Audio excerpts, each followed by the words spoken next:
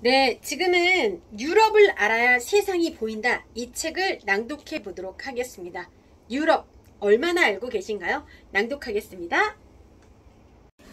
네, 제가 오늘 낭독할 책은요, 유럽을 알아야 세상이 보인다입니다. 안계환 즈음, 동서양 문명사를 연구하고 책을 쓰는 작가이며 네이버의 안계환 문명연구소라는 공식 블로그와 유튜브 채널 안계환의 지식생활을 운영하고 있다.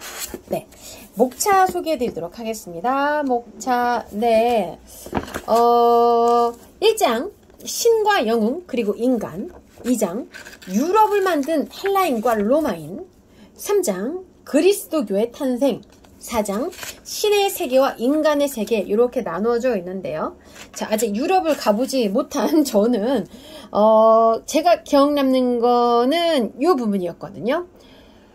우리가 신과 영웅 그리고 인간이라는 이 주제 안에서 인간의 모습을 닮은 신의 이야기, 이게 참 재밌게 읽었어요. 이 부분을 낭독을 해볼게요, 여러분. 페이지 35페이지부터 가겠습니다. 1장 신과 영웅 그리고 인간, 인간의 모습을 닮은 신의 이야기. 제우스와 여러 신들. 앞서 헬라인은 극장에서 서사시를 즐기고 연극을 관람했다고 했는데요. 그것이 헬라스의 문화를 형성하는 데 아주 중요한 역할을 했습니다. 펠로폰네소스 반도 서쪽에 자리한 올림피아에서 기원전 776년부터 4년마다 열린 체육 경기 또한 헬라스의 중요한 문화 가운데 하나였죠. 본래 그곳에 있던 제우스 신전에 바치는 제사의 일종이었는데요. 이런 제사이자 운동 경기가 올림피아에서만 열렸던 것은 아니었습니다.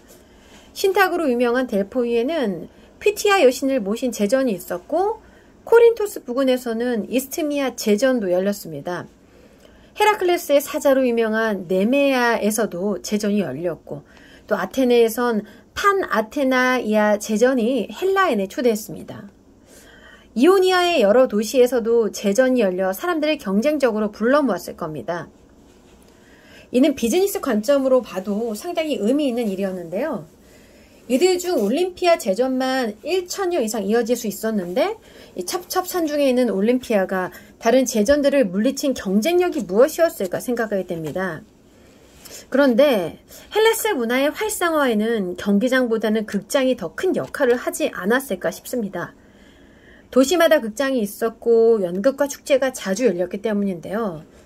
4년에 한 번 열리는 체육 경기보다는 수시로 열리는 연극과 축제가 더 큰 의미가 있었을 겁니다.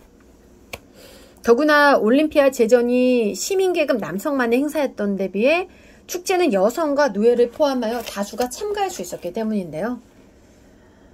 저는 헬라 도시를 방문하면 항상 가장 먼저 극장 유적지를 찾았습니다. 극장은 도시의 중심에 자리하고 있었고, 또 이제 시민의 핵심 공간이었기 때문인데요. 신화를 아는 건 서양 문화를 이해하는 가장 중요한 요인이라고 말할 수 있는데요. 바로 이 극장에서 신화는 사람들에게 전해지고 내용이 풍부하게 완성되었던 겁니다. 일리아드와 오디세이아 다음으로 중요한 헤시오도스의 신화집, 신들의 계보에는 헬라스에서 수집된 신들의 탄생과 활동 이야기가 나옵니다.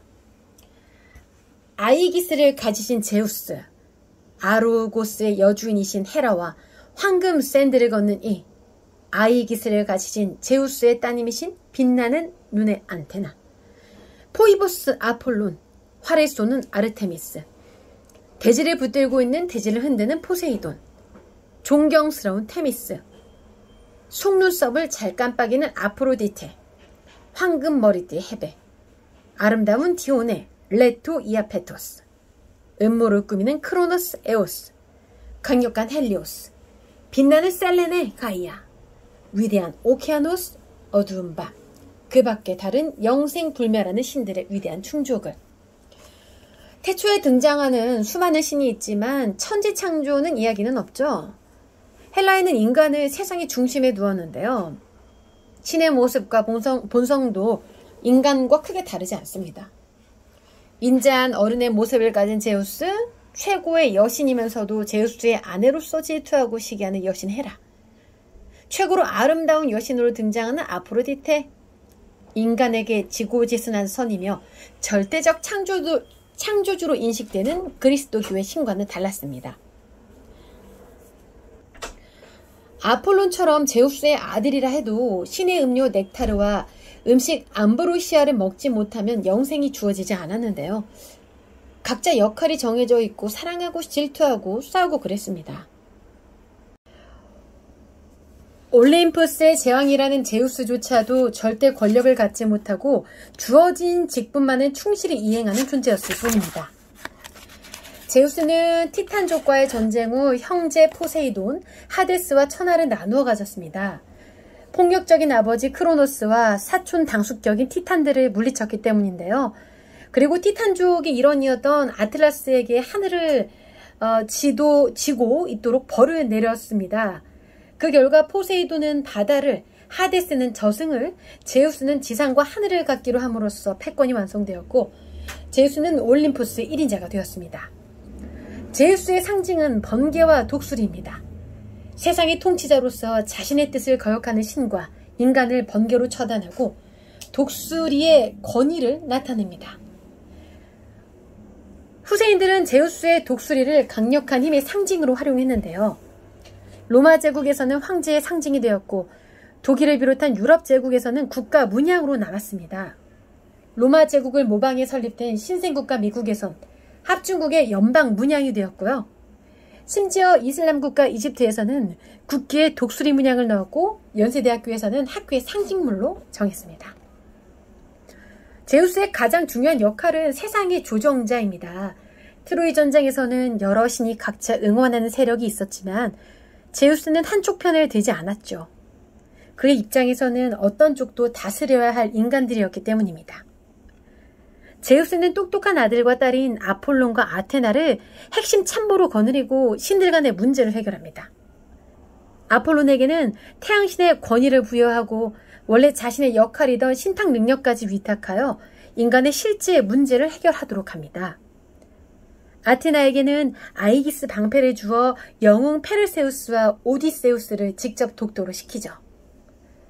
포세이돈과의 경쟁에서 아테나가 승리하도록 도와서 폴리스 아테네의 수호신이 되도록 해주기도 합니다. 아들이자 심부름을 담당하는 똘마니 헤르메스에게는 온갖 구집질을 시키는데요.